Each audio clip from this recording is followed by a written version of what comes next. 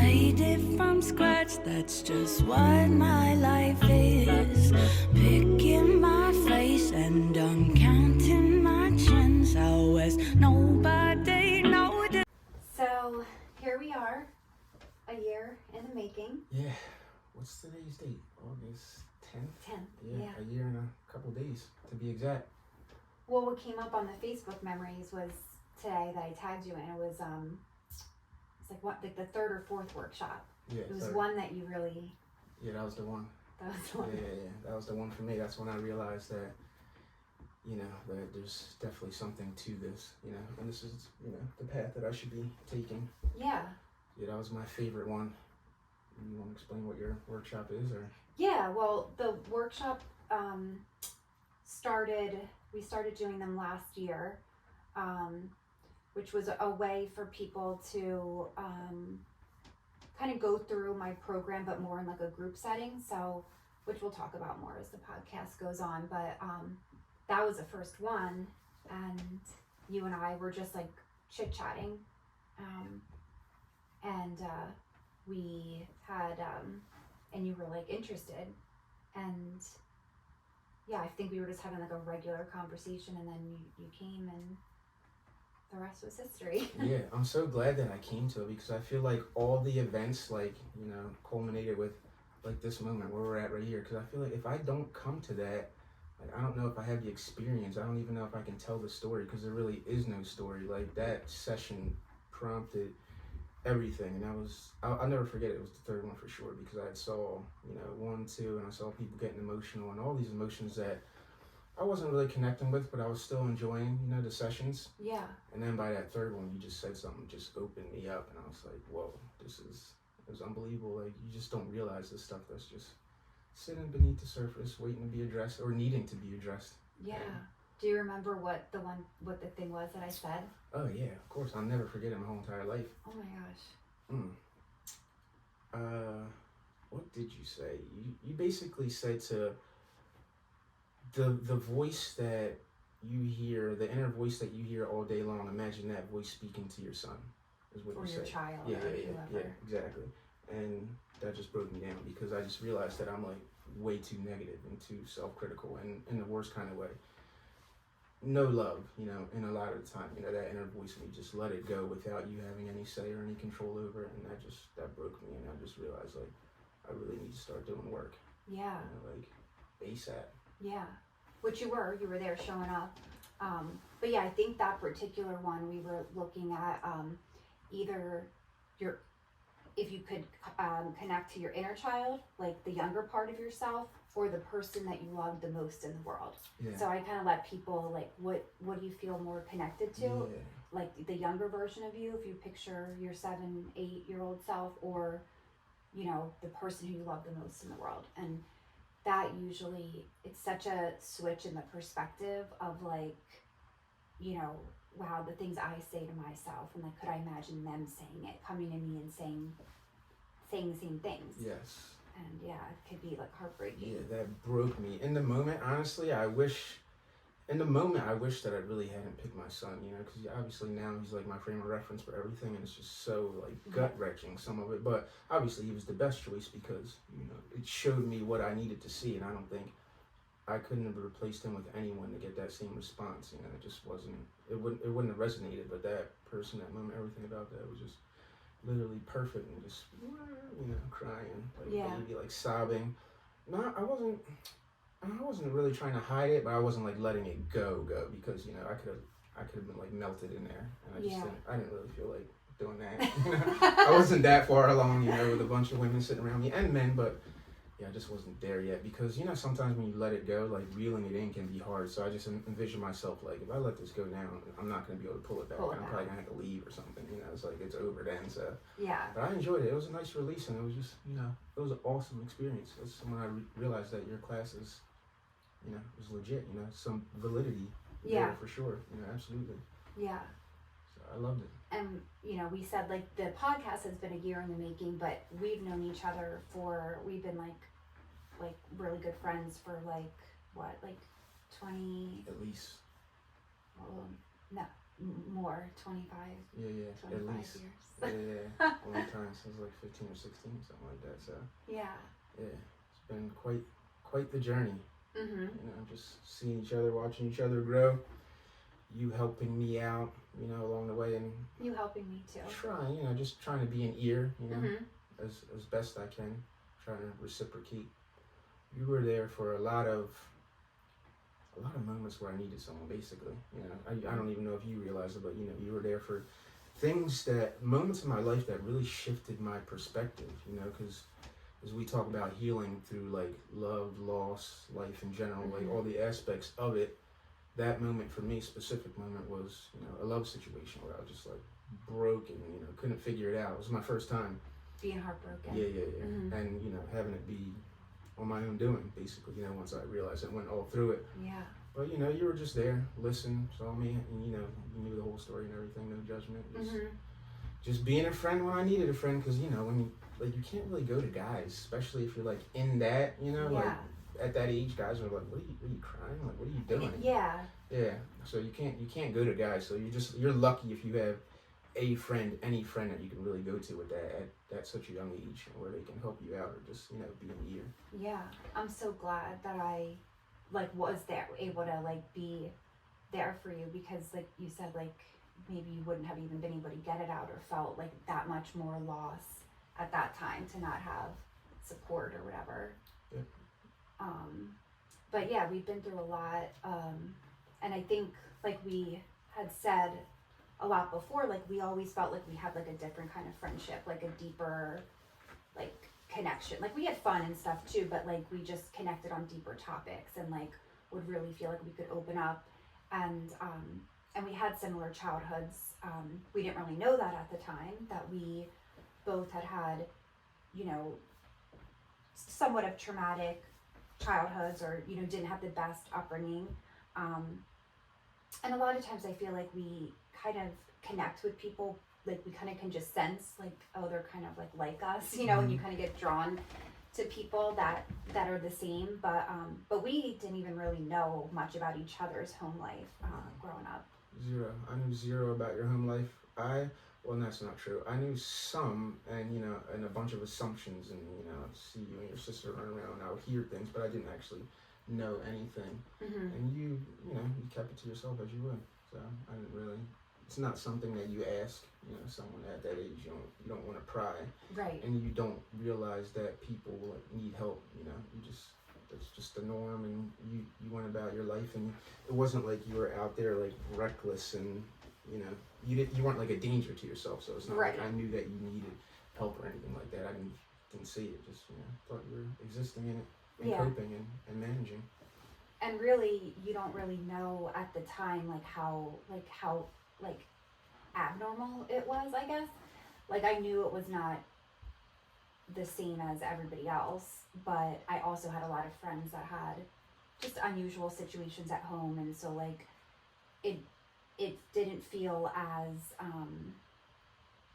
as much of a big deal like then, because I was in it. But like as I got older, and essentially what helped me like even start my business and start all of this was, you know, realizing how much that truly impacted me. And even though I thought I was okay because I went to therapy, I was able to like talk about it in my adult years and stuff, it really impacted like everything in my life, you know. And I was holding on to, not holding on purpose, my body was holding on to these traumas, and that's what happens with trauma. It's stored in your body, and so you can talk about it and talk to your friends, talk to a therapist, but your body is wired still in those survival states that you were in as a kid. So when I was able to make understanding of this, it was like, oh, well, that's why I handled certain situations, or why I ended up in certain situations, and is really what led me to really want to understand myself and to heal, and which is why I went back to school, and then slowly, you know, got stuff for the business up and running, and then a year since we did the first workshops. Did you have any outlets when you were a kid? Like, did you have anywhere to take that, the feeling that you had? So I feel like I definitely was very reactive. So I was, the inner teen that we talk about. So we have the inner child and then the inner teen. My inner teen was very rageful towards my mom and towards my sisters, which I've made amends to that. But I think I was so angry, like that's how I would release it. It was just like, I feel so bad for her, for my younger self, because she was just so lost, I had no role model really, besides Danielle, besides my older sister, but she was screwing around and all that. Just the same, right? Blindly in the As blind. we got older, she got it together and then I got it together and all that, but yeah, like I didn't really have like a safe person. Yeah. You know what I mean?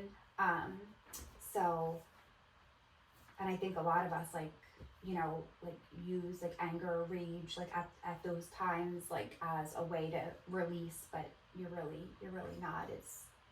It's just a reaction essentially. Yeah. I had outlets, but sports was my outlet, obviously, and things that I viewed as outlets at the time that I don't view as outlets now. Like punching a punching bag, to me, that's a way to get off energy, but it's not really an outlet for anger, I don't think, because that's like kind of like taking a pill, like you're just masking it. You're not actually dealing with whatever's going on.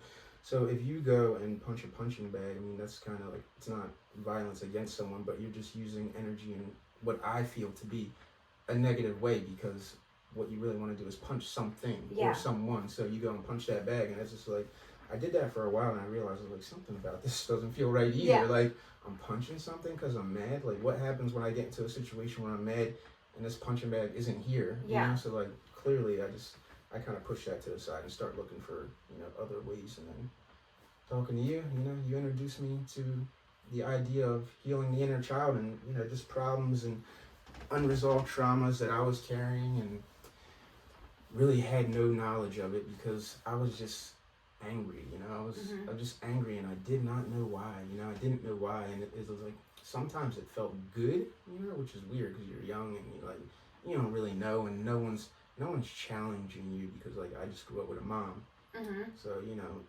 they don't really know what, they're just trying to do their best. Like my mom was just trying to do her best, so when she sees like an angry young boy, like what's she gonna say? And then to say something, like she would have to acknowledge that, like she played a role in what's happening here, so I think for people that can also be hard too. So, it just was never really dealt with, and it just carried all on through my life until I got older, and, the anger just, it just stopped serving me. It just started being in the way. As you get older and go out into the world, like, you just can't be angry, if you want to be safe and keep others around you safe as well. Like, I can't go out in the world with my family and be angry and be, like, explosive and, just, like, volatile. And I didn't want I didn't even want to be around myself like that, to be honest. So let alone, I know if I don't want to be around myself like that, then my family damn sure don't want to be around me like that. So that's just like not something that I felt that I should, carry on. I need to get rid of that. And it seemed like when your little guy was born, which how old is he now? He's 18 months. Yep. So he was only 6 months last year at this time. And we were talking on the phone, just having one of our like deep, long combos. And I think we were talking about like something that you were angry about or like got angry at. And then it kind of like connected to like what I was doing and your interest. And then, and that kind of like where it kind of started. Yeah. Oh yeah, definitely. I would say that started like what's happening right now for sure. Those combos. You know about something and you have some awareness, but I'm assuming most of us, at least me, I'm speaking for myself, I didn't know what to do past the awareness. Like, I didn't know. I had no clues. Like, I didn't have access to a therapist daily or anyone. And everyone around me in my life to that point hadn't showed me anything. So it's not like someone's going to show me now, Yeah. So it was just like, I was in it and had no clue until meeting you and, like, you introducing me to the different ideas and process and doing the work to better yourself and get rid of some of that trauma. But your little guy probably served as like a motivating factor in it. You know what I mean? Like before the workshops, even just like when the awareness started coming up for you about the anger and like thinking like he, probably just his presence just changed the way we think about like ourselves. It's not just about us anymore.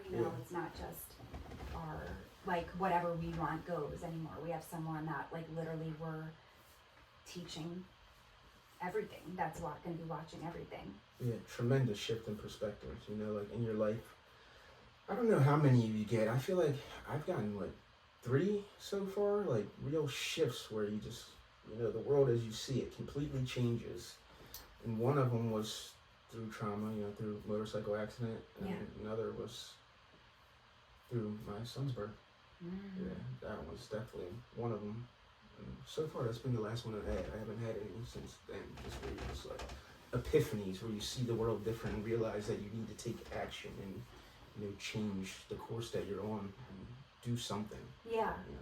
And it's not always like a bad, like the birth of him is like a miraculous, right? But it's pivotal. Yeah. In that, yeah. And I think,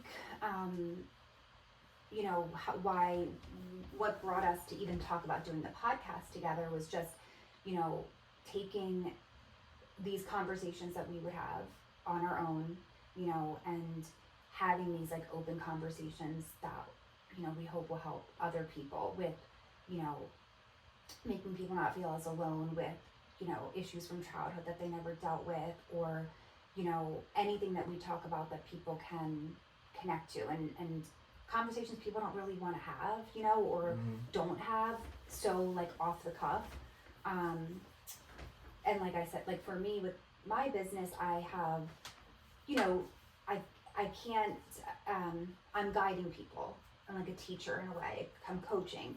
So I feel like the podcast, I can be a little more like lax with like, just like the way, just talking, just having regular conversations about, like hard topics that aren't necessarily fun, but also on the other side of it, like the healing part of it, and like that I could maybe offer some, some of my insights to help people and paths that they could go on and tools and things like that. Because healing, it's not all dark, yes, do you have to feel through some uncomfortable things? Absolutely. Do you have to like really look at yourself and see your contribution? Of course. But, on the other side of going through this work, it's like you have a whole new life. And like I can like truly attest to that. Like my life, like 4 years ago is completely different than it is now. And I'm a completely different person, but not in a good way. Like I found more of who I am. Like I was a walking trauma response. Like I literally feel like if I look back at myself, like even 5 years ago, like all trauma, like no idea, but the trauma was totally making up all the parts of myself that I just never dealt with. So you feel like you found your true self now? Yeah. Or who you are, at least in this moment? Yeah, and I think it's always like evolving, and there's always more to grow and more to learn about yourself, and there's going to be more triggers that, again, triggers are information to help us grow, so not looked at in necessarily a bad way, but yeah, I think it's like healing is a lifelong journey, so it's never like, okay, I'm done, like I healed. Like even with clients, I'll say like, it's not like you can come work with me for 2 months and you're going to be healed. You know what I mean? Like it's a lifelong thing. It's a commitment. It's a lifestyle. It's a journey that you're continuously choosing to take, and because we're constantly evolving. Yeah, I love it. You asked me before, purpose, and I was like so stuck because I was like getting my purpose and my why confused, and then I was like, the purpose of the why do you want to do the podcast? The purpose of the podcast, and I was like, I don't know if I was just like trying to think of a good answer or something. I don't know what I was doing. I was just lost. But I thought about it probably more than I should have. But really, purpose, I really feel like compelled, almost like obligated to do it. Sometimes, well, you may not know now because you've stepped out there, but you feel I get scared in a sense, just to voice it, to step out there, to be vulnerable in front of people. But then you realize, like, you have to be vulnerable. Like, that's the only way you change. Like, you have to put pressure on yourself in order to change. So that has, compelled me to want to do it. But also, like, I feel like that I've been given so much that I want to give back, Yeah. Like, I really do, because through all the things that have happened to me, like, all the traumas, motorcycle accident, love, loss, the same thing everyone else experienced.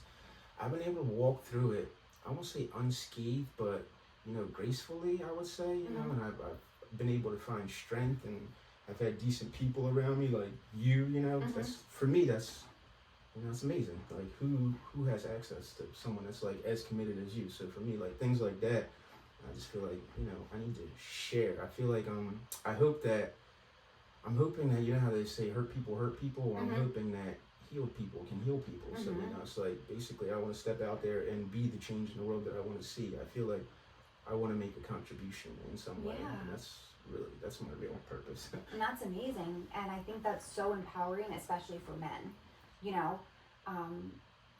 I think a lot of men are still, even though we're evolving as like a society and culture, like people are waking up to the deeper parts of themselves. But in general, I do feel like men still struggle with vulnerability, with anger, taking the forefront, and then essentially, where like the name came from with the awakened avoidant, like the avoidant behavior is so like rampant, now, where they just don't know how men and women as well, not just saying men, but they don't know how to deal with uncomfortable situations or hard situations, and they just avoid it and run away, or and in turn, like you said, and hurt someone else because of this avoidant or anger or lack of vulnerability. So I think it's amazing for you to speak on, certain topics, not that you're living now, but like you have so much experience from your past that like, I feel like can help so many men. And you're so relatable too. And I think that that's really gonna hopefully help in, having the male and female perspective. We're so different, but alike, but, we come at things from two different angles, which I think is also a really nice balance. Yeah, definitely. There's a spectrum between us, over here, and we meet in the middle, and it's always about respect. I feel like that's why it works so perfectly. Like, I know you a little bit, and I know how you approach things, and like I know that you can be emotionally invested in things, and so can I. It's not.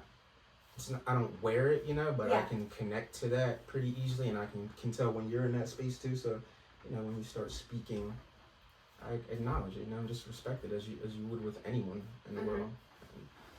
And it makes it easy for us to, balance it out. Yeah, absolutely. So we just mentioned like about like the name, and for like the healing fawn, the awakened avoidant was like kind of the male and female perspective, and like identifying like, okay, like what is the healing fawn? And a lot of people think the name of the business is like a baby deer or whatever, and like I think it's cute that people think that, but a fawn is essentially a trauma response, and it was like, I obviously had no idea that it was a trauma response. It was just who I was. And to fawn is to please and appease, to keep the peace. So you would try to be liked, try to fit in, try to make everything good with everybody else, even if everybody else was not being good to you, just so everything could be good and you were accepted and liked. And that's like who I was, like who I thought I was. So that's where the healing fawn like came in, and I say healing because it's a lifelong journey. Like I still catch myself people pleasing or like going in that direction, and then like, nope, I gotta like, that's not my lane. I'm putting my boundaries up and keep on going. And then, in your case, like the awakened avoidant, because you did have like these avoidant behaviors. And I think we talked a little bit about it in the sense of like why you felt like you had, when that was an active part of you, that you said you felt it was like, I think because of like your anger, and you didn't know like how to deal with it. You were afraid you were going to get angry. Is that right? Yeah, definitely. And it's just like when it's, I guess when it's at the forefront of your personality, and plus like past traumas, you know, and things in my life that have happened, or things that I carry that were unresolved, and just anger, like you're afraid of it, you know, because it can be a monster, you know, and it can get away from you, and it's just the last thing that you want to be. Sometimes, like you said, it's emotion that you're always going to feel, like love, like all of them. It's part of the spectrum of emotions, but you need to be able to regulate it, I guess, which is the problem. Like having it be unregulated and unchecked, and it driving, you know, being the driver is not good. You just feel uncomfortable, and you're afraid, and you don't really know why. Like all of it, it's just a lie. It's not something that you want to carry. You don't feel comfortable when you're, you know, angry, and you don't know why.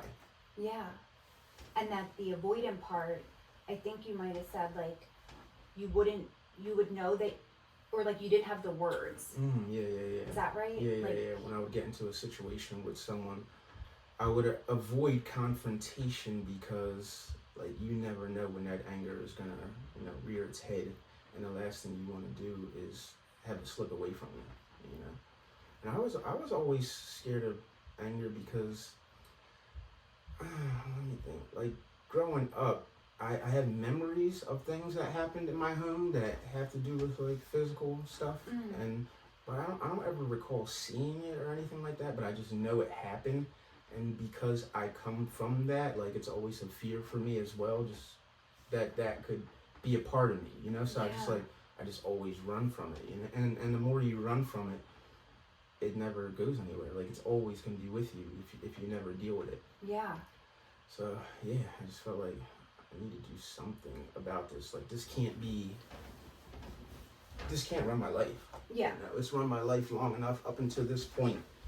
Now I need to get rid of it, because people have always said, not always, yeah.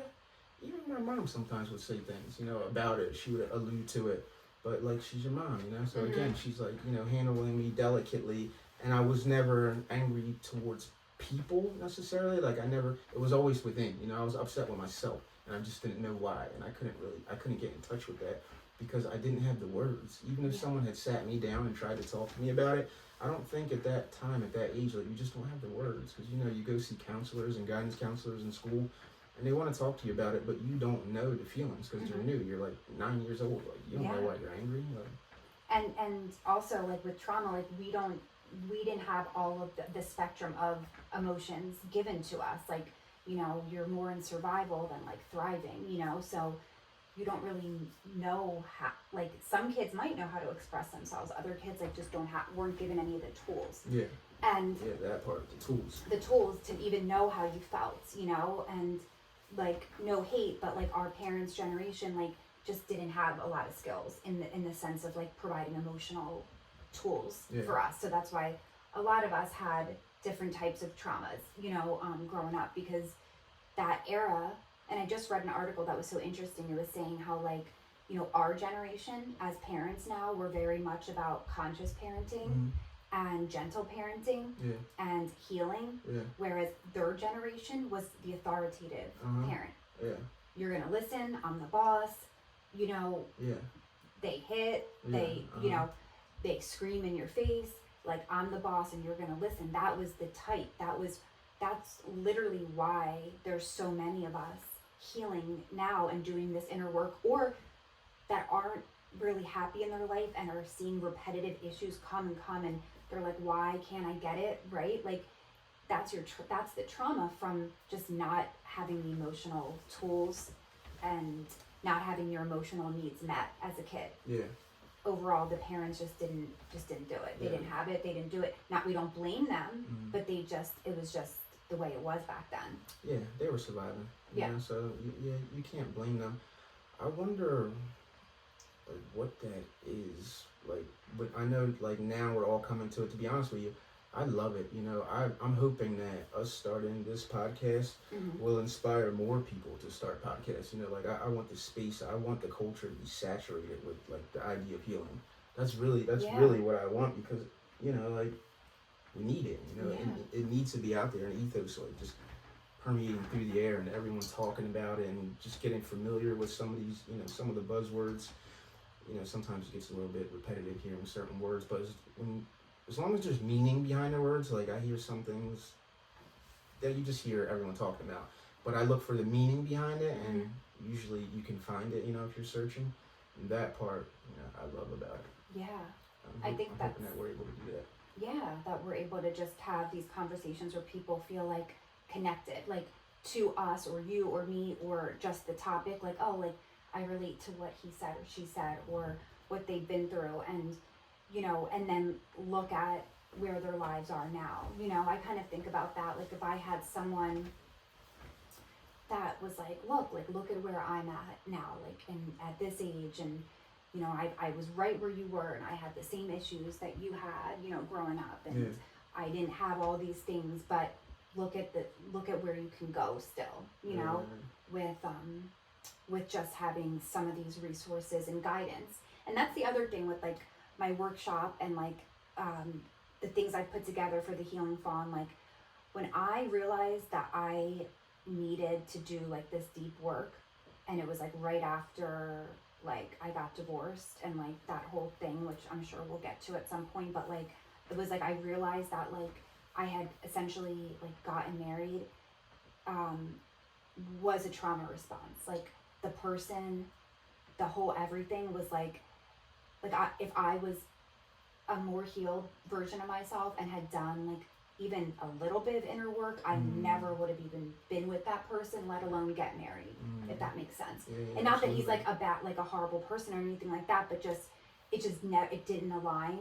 And I just like, it was kind of like one of those things where I didn't have needs, I didn't know myself, so to pick someone that like it's like he was nice, he's okay, like all right, let's you know, like there was nothing like, so but yeah, so I think like that was, you know, this turning point in my journey. And then I knew I needed to do like deeper work. Like I knew I couldn't just talk to a therapist, because I had done that for years.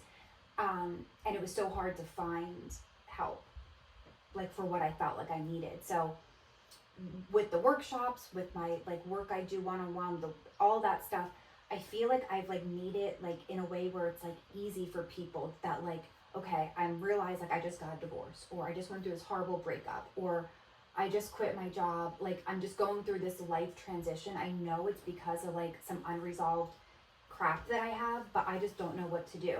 Like it's a pathway. It just makes it like a little bit easier to like not like, what do I do? Where do I go? Like what person, you know, how do I learn all this stuff? It kind of like compacts everything. Like in one. Do you find reaching women, is that easy or hard? It's easy? Easier. Yeah, easier. Yeah. That's why I'm so glad to have you, because I feel like it's gonna allow men to see this side of healing from a man's perspective. Because even like all the things I do on social media, like I have men like reach out, and I've had male clients, of course, but like it's definitely a very much higher ratio for female. And I want men to feel safe and vulnerable to do this work, and that it's there's no gender, you know, there's no gender specific here. You know what I mean? It's like it's safe to do this work and be in an environment where there's people who are going to help guide you and, you know, make it you know, a safe journey to go on. Yeah, definitely. You know, just empathize and respect, you know, everyone's trauma, all different levels and different things that people went through. Yeah, I think that reaching men may be a bit of a challenge, and I'm hoping that me speaking can help that you know, in some way. Because another reason why I wanted to start this, I just wanted to build a community, and I know that's like a thing that people say too, but it's really what I wanted to do, because initially just give me off a second. Oh, sorry. Initially, I forget what I was even about to say. Building a community.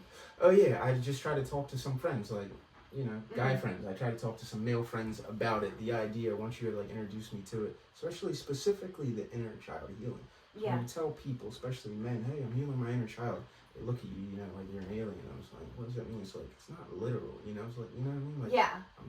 This, how old I am, there's, you know. There's a younger part of me in there. Exactly, yeah. Healing that part and just knowing, I wasn't getting anything. It was nothing bad. And so, interesting. So, you know, obviously I go on the path. You're going to go it alone because I'm going to do it regardless. Yeah. And just try to reach out and see, you know, what's going on out there. And just, no bites. No one was really interested. Okay, you know, I understand. Yeah. You know, maybe it's not for you. Maybe not right now. You know, try to respect that and realize that people come to it when they come to it, because it is work. It can be draining. You know, it can be exhausting, and you know, confronting these things. You know, it's a challenge. You know, so I understand why people, you know, run from a challenge. It's not easy. Yeah. And you know, people don't. They usually need a really big reason to want to do it, you know. Like people say, when you have like a spiritual awakening where like you hit like, it's like you have to hit like rock bottom or like something so bad to where you're like, I can't keep this charade up anymore. I can't keep going anymore. Like I surrender. I wave the white flag. And that they say that's actually when you actually have a chance. Yeah, I guess mine would be similar. It just doesn't look that way. Like having a son, obviously it's not a rock bottom, but it's as pivotal a thing to happen to, you know, push you in that direction. For me, that was the thing that really inspired me to be like, I have to do something like this. I just don't want to be this, and I don't want him to see this. And it's not like I'm angry all the time or anything like that. Like I don't walk around angry or anything, but still, I don't want him to feel any of that, you know. Like at any point, I don't want to handle any situations with anger, and I don't want him to handle any situations with anger either, you know? So, right. Like, you know, so really your spiritual awakening was his like birth or whatever, like his coming in. But I feel like for a lot of guys that could be true, or like maybe even getting married, or like, you know, they were, especially if they were avoidant, but like they want to get married, but they're like having like, you know, commitment like issues, they feel fearful, that could connect, or just like failed relationship issues. I feel like men, there's a lot that they could see as patterns in their day-to-day life or their life today that will bring them to the place of wanting to do their inner work. You know, like why are these patterns repeating themselves? Why do I keep feeling this way? I've tried this, I've tried that. Like most of the time it's not about what we're dealing with like today.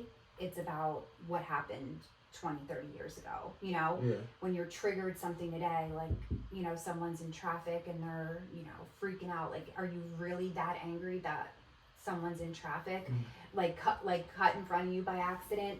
Or, you know, is it your nervous system is completely dysregulated and you're completely in fight or flight and you're just taking it out on the poor guy, you know, that's trying to merge into your lane? Yeah, there was definitely a buildup of events, I would say, over, you know, years, obviously, but the son was like the culmination of events where it's like, all right, I gotta do this now, you know, like now's the time to do it.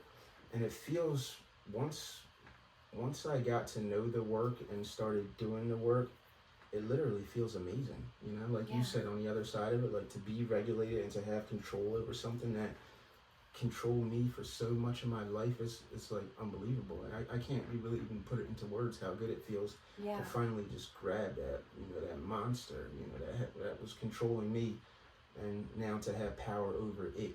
You know, it was like amazing. I would like to give that to people, I guess, you know. It's like, I'm not trying to be a hero or save the world or anything or solve the world's problems, but if there's things that I can do just by speaking to help people feel that, you know, or achieve that feeling, I feel like I need to do it. Yeah, absolutely. For sure. And that's what it's all about. It's like giving, you know, what you get something, you learn something, you achieve, you get something, and you want to, you know, give it back and share it. And like, you know, at some point I'm sure we're gonna like take questions or like have people on that like we can actually like just have conversations with, that just sometimes just talking to someone who understands, or maybe filtering out some questions or anything like that, you know, we'll allow that into like in any way that we can kind of connect with people. Yeah, definitely. What so basically, what did you want to be talking about? Like, what was your actual plan For the podcast? Yeah, like, what general? did you see yourself, like, 1, 2, 3, what did you see? I saw... Or what do you see? Conversations that talked about, you know, identifiers of, like, past, like, traumatic things that, like, maybe I've been through, you've been through, that we've seen, that we heard about, and, like, maybe that can connect to people, like, oh, okay, like, that was something, I've been through that too. And so to share, like, the unhealed parts of ourselves, vulnerability, openness, but then also the positive aspects of, like, you know, on the healing journey, you know, how much has changed, the ways in which we've transformed, or what we've seen and learned in the healing community. Just having like open conversations, spreading awareness about trauma in general. Like I always say, you know, most of us have it, so people are just scared of the word, but most people have it in our generation. So just to make it more normal, make the conversations open, flow, not so much like by the book, just kind of like our conversations. I just felt like our conversations that you and I would have on the phone, that'd be like so deep. I mean, sometimes we'll always like laugh too, like hysterically at one point or another, but like, I think the last time we really laughed like crazy was when I told you that breath work thing that I went to. And oh yeah. and you were like, that was hilarious. I was like, I went to this like breath work workshop. It was like a very, very intense breath workshop. Nothing like anything that I teach my clients. It was the biggest emotional purge of all time. It was great. Like I don't think I'd ever do it again. Like he's back. Like he's back on tour. Like now, like in our area. But I'm like, I don't think I could go through that again. Yeah. But I was telling you about it. And I was like, and like I did this breath work, and like all of a sudden, like I was hysterically crying. I literally have no idea why I was crying. I was just crying, and you, thought that was like, it was hilarious. The funniest you thing. being so confused about it, but I don't know why I'm crying. Yeah, it's crazy because I understood it, even though I hadn't experienced it or couldn't see it, but I could visualize what you were saying, and then just when you told me what it was, I'm like, that does sound interesting. I could see how that could feel good, you know, how there could be a purge. Like, I would definitely do it, for sure. I feel like, something like that, like, is definitely something to be experienced once. It's very accelerated. It's like a marathon for breath work. You know what I mean? Like, it's very, very intense. But it's a huge purge. You know, you're screaming, you're crying, you're just getting all that negative, you know, energy, negative emotion out. So it's like a fast way to do it, whereas like in somatic therapy, what I do, everything's kind of very slow and titrated. It was still awesome. And the energy, so the guy who does it, he's Vitality is his name, but he was an ayahuasca instructor, so like the plant medicine and all that in Peru, I want to say, and like that's where he's from, or might have been I might be totally wrong with where that is, but I want to say Peru. But he did ayahuasca ceremonies, and he realized at some point that you didn't need the plant medicine, that this opening of these parts of our brain, or this way to heal ourself, we don't even need the plant medicine. It all can be done through breath work. So he then separated from using plant medicine and then started his whole own thing, which is like this whole enterprise of like he goes on tour across the country, back and forth to all these different locations, teaching the breath work. Yeah, sound pretty wild. I can imagine being in a room full of people just screaming and yelling at the top of my lungs and crying. Yes. Didn't you say a couple people threw up? People threw up, yeah. It sounds wild. Sounds kind of scary too. It was, but you're so in like the zone of it all that like you're not in any frame of mind to be like, oh my God, look at so and so like next to me. Like you're so on another wavelength. Like you're just into yourself, which is essentially what we want to be like, right? Like you don't want to be, you know, noticing what, you know, being caught up in what everybody else is doing. You just want to be focused on yourself. personally for me, like for like as a people pleaser and like fauna recovering, like learning all of that, the screaming part was like the best. Like I told you, like you know, and he pumps you up, like there's music going, like it's a whole vibe.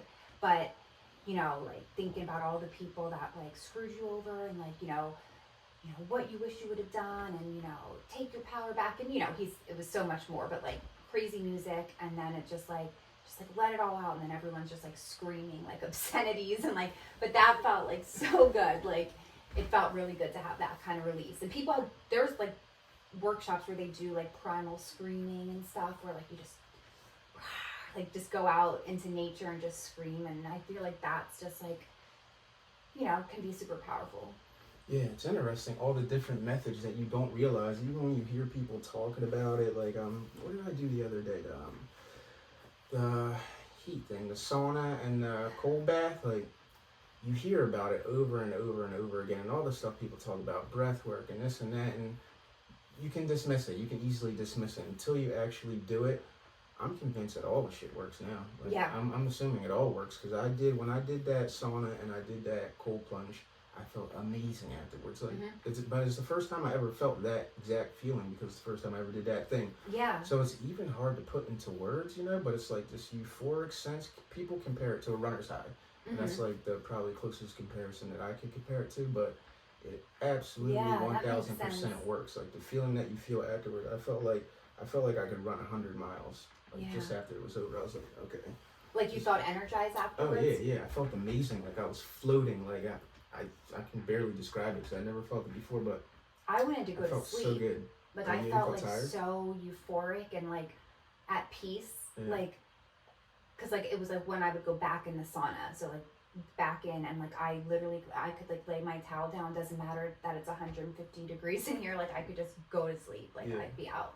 Oh, that's awesome. Yeah. It's interesting how it impacts people like differently too. Like you felt that way, and literally once it was done for me, I felt like I could run 200 miles. Like I felt that good. So just doing all the stuff, just introducing people to it, and you know, us being, you know, just regular people. You know, I'm just a regular guy, and hopefully, you know, the world sees that I've been able to walk through some pretty gnarly situations, you know, with my motorcycle accident and things like that. So I've been at the bottom of the bottom, you know, I've been where everyone's been, you know, like I've been there, and I've been able to climb out, and using some of the work you taught me has, you know, helped me climb to the top and over, and I feel pretty good. You know, obviously, I mean, you gotta feel good to be at a place where we're at now, where you're like, okay, I've healing, I'm on the journey, and now I want to reach back and share, and that's what we're both trying to do.